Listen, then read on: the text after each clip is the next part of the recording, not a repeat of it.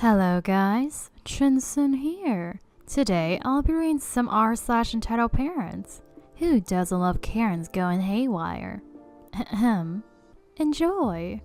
What the court says goes, lady. Hi there, first post. I joined specifically to tell these stories. And now I finally can. First post, English is native language. Repost from mobile because the first time I posted, I derped.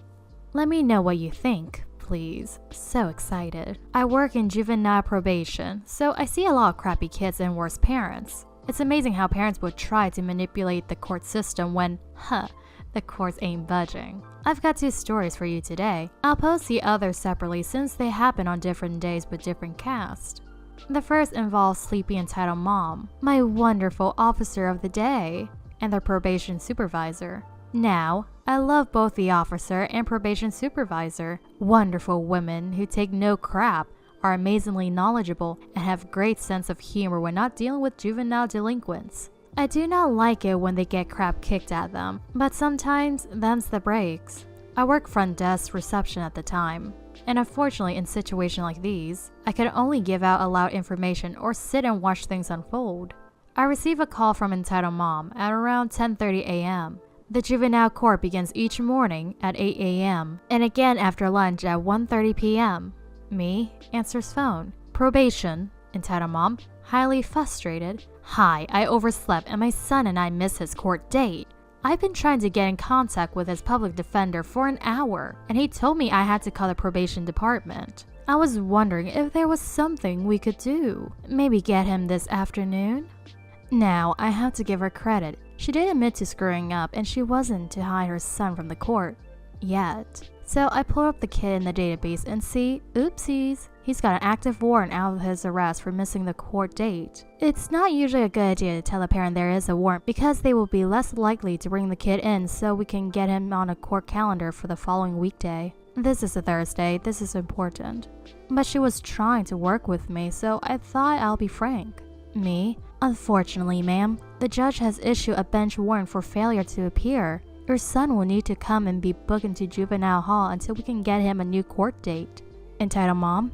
But I can't come. I'll take him to court. Why does he need to go to juvenile hall? Me? Because the judge issued a failure to appear warrant, which is a misdemeanor. He needs to be booked so we can schedule a new court date. Entitled mom? But it's my fault. He shouldn't have to go to juvenile hall because I overslept. Me? I'm sorry, ma'am, but the judge issued a warrant. Let me transfer you to a probation officer who can help. I transfer her to the most amazing and capable officer of the day, since the regular police officer was out of training, and I think that's it. I do feel bad that she overslept and that she has to go through all of this hassle, but what the judge says goes. Then 5 minutes later, she's back. Me? Probation. Entitled mom, this is ridiculous. I'm offering to bring him in for court. I just want to know if I can bring him in for the afternoon session. Me? Unfortunately, ma'am, the court calendars cannot have any last-minute same-date addition since the calendar is full. If you bring your son in before the end of the day, we can get him into courts tomorrow.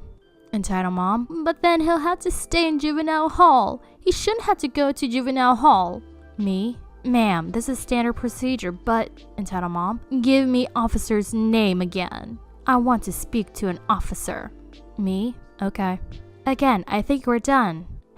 She calls 3 more times asking to be transferred to my officer again. And each time she gets snippier with me and angrier at the officer. This goes on for the next couple of hours because she calls the public defender in between each call, and knowing him, he gives her the same information my officer does. It gets to the point where officer has to alert probation supervisor of the situation because entitled mom keeps calling and keeps yelling. Especially after she gets officer's direct line. Apparently, entitled mom called officer about 4 more times and I didn't know about it. Officer calls me and tells me to let her know if I hear anything more about it, so I say I will. Finally, it's 3:30 p.m. It's 10 minutes until my evening break, and I haven't heard from her in 2 hours. But this also means that she hasn't brought in her son. Then I see a woman waddling up the path to our building with a "I want to speak to the manager" pinchy face, and on a hunch, I immediately call officer. Officer? Hey girl, what's up? Me? Thundercats are go. We both like the movie Juno. Officer? Okay, I'll tell probation supervisor. She'll be the one dealing with it. Inside, I'm grinning. Probation supervisor, one tough lady, single mom of 2 kids who is constantly in 347% done with your shit mode. So the woman walks in and lo and behold, it's entitled mom barking. I'm here about my son's name. I know it's her because 1, it's an uncommon name. 2, I work on his paperwork. And 3, I've heard it literally 24 times in one day. I put on my reception smile and tell her an officer will be right down. I call probation supervisor. I can hear probation supervisor roll her eyes through the phone and grumble, "Is the kid with her?" Me? Nope. Probation supervisor? Great. So probation supervisor comes downstairs and literally spends 10 minutes or so explaining things to this mother that both I and officer have explained to her multiple times. A crowd of other police officers starts to gather because officer told them that she had a kid with a warrant, and there needs to be more other officers to help with an arrest. So we're all watching and pretending to talk while probation supervisor talks to the mom. There is a decently thick glass sheet in between the waiting area and the probation office, so we can't hear what they're saying until mom, "Well, the charges are bullshit. Anyways, it's just an airsoft gun he painted. He's just a kid playing with a toy." Lady, he's 16 gosh dang years old and painted the gun to fool others into thinking it was real so he could rob people at the ATM. I can see their probation supervisor about to shift from being nice and patient to cold and, "You have no power here, bitch." Luckily for entitled mom, she can kinda sense it too and just leaves in a huff. The crowd watches her waddle back to her car where we swear we see the kid through her tinted windows. But we can't go and arrest him because they don't have probable cause. If they can't positive ID him, no dice. Guess who spent a week in juvenile hall waiting for his next court date when the officers went to go pick him up at school and found him with cannabis in his pocket? And guess who called every single day to yell at me? Could've just let him stay the night, sweetie. This entitled mother holds the right to decide who my fiancé should marry because I'm too poor. Good morning, night, or afternoon wherever you live. I hope you had a great Easter and enjoy your small holiday. Forgive me, but this is my first post to Reddit and was pushed by my fiancé to do so. Here's my story. Backstory. I was on a trip to a place called Rotorua, located in New Zealand. I live in the UK. I've taken my fiancé overseas for an Easter celebration of sorts. I thought the best way to do was to have a relaxation trip. Now Rotorua is known for the great mud baths, and just baths all around, so me and my fiancé decided to take one. I'm 28 and my fiancé is 26, although she may not look to be that old. EM, entitled mother, EK, entitled kid, F, fiancé, me, myself, J, John, friend. I booked a mud bath for the 2 of us and we went in. Not too long after, I got out to buy some drinks and told my fiancé she should stay and relax. When I came back, there was a kid around 19 standing next to the mud bath. This was a room that clearly said occupied, and my fiancé was using an open robe type of bathing suit. Fiancé, why are you in here? Entitled kid, the public pool is full and definitely not with hot chicks. On the other hand, these rooms seem to be empty with some, checks her out, thing else.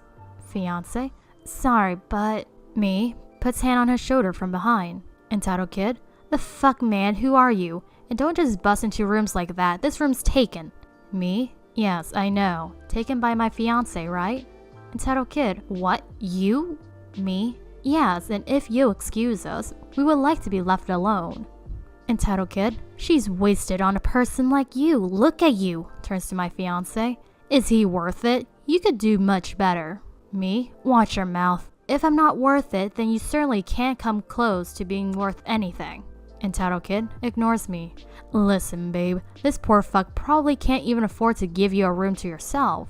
Fiancé, I would rather be in a room with him, hence this room you busted into. And did you really call him a poor fuck? I can't see why you would say that.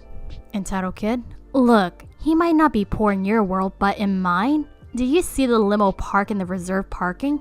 Fiancé, you mean the black that's unnecessarily expensive? Entitled kid, that's mine. Me? Entitled kid, what's so funny? Me? I'm sorry, I just can't imagine a drunk teen driving a limousine around for fun. Me? Hey, fiancé, sorry to cut this short, but wanna get out now? Fiancé? Okay, I'm getting out. At this time, there's a knock on the door, and I opened it. John? Sup? Entitled kid, who the hell are you? John? I thought I had heard someone bothering you, young. Me? No worries, but we're getting out now. Could you please help me get this guy out? John? Then as you've heard, please leave now. Entitled kid mumbles, and John grabs him by the arm. Don't touch me, you old fuck.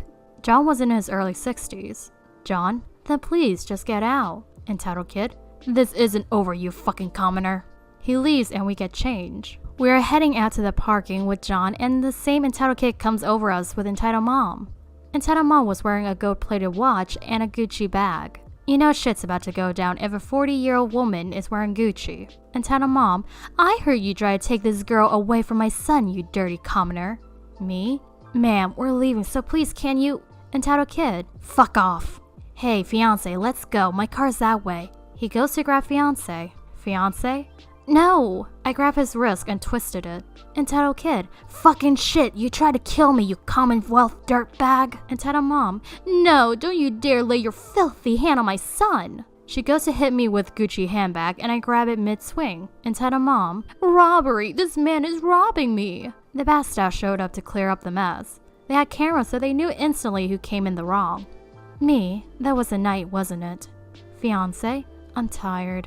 John? My sincere apologies, sir. I should have been there next to you. Me? It's Easter, John. Don't mind it. You need holidays too. John gets in the driver's seat, now fully dressed as a butler, and we pulled out the reserved parking with my limousine. Classic stretch, and passed by the two dirty Commonwealth. I lowered my windshield and waved to them. This is indeed my first post on this share account, and I do very much hope so that you all enjoy an encounter of me with entitled parents. Hope you all celebrate a great Easter with your family, and enjoy one last day off with your loved ones. I know I have. Anyway guys, that will be all from me for today. I hope you all have a nice day today with your families. Also, be sure to like and subscribe if you haven't. I'll be back tomorrow with more reads. See ya!